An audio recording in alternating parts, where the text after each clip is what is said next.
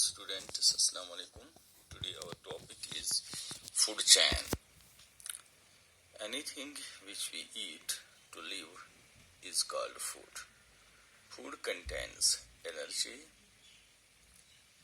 The food can be transferred from one organism to the other through food chains. The starting point of a food chain is a category of organisms called producers. Producers are in fact plants. So we can say that all the food chains begin with a green plant, which is the original source of all food. For example, suppose there is a field having a lot of green plants, or you can say producers of food. These plants can be eaten up by a rat. The rat in turn can be eaten by the cat, and finally the cat can be eaten by a dog.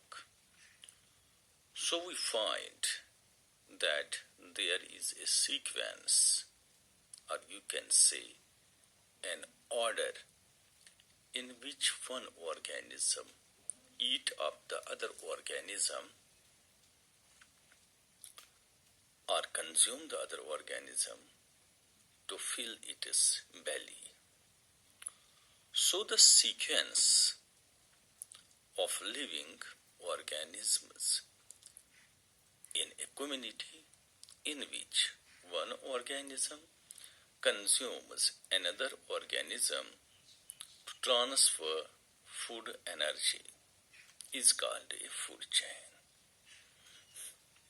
In simple words, a list of organisms or living beings showing who eats whom is called food chain. Let me make this point clear by taking the example of a simple food chain operating in a grassland or forest. In a grassland or a forest, there is a lot of grass, which are green plants, and this grass is eaten up by the animal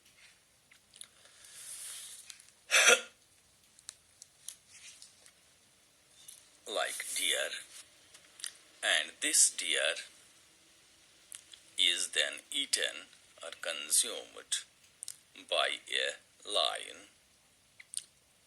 The simple food chain operating in a grassland or forest can be expressed by this example.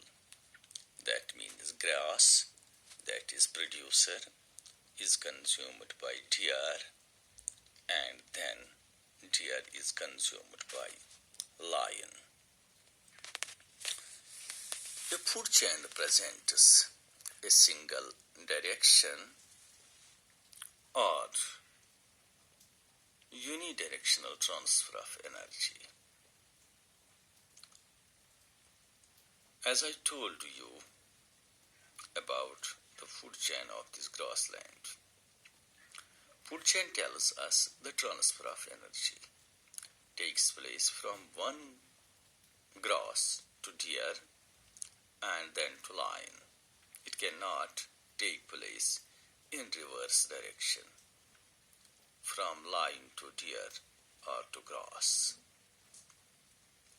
In simple words, that lion can't be eaten by deer and this deer can't be eaten by grass. So the food chain cannot be reversed. As the video is getting long, so thank you. Take care. See you in next class.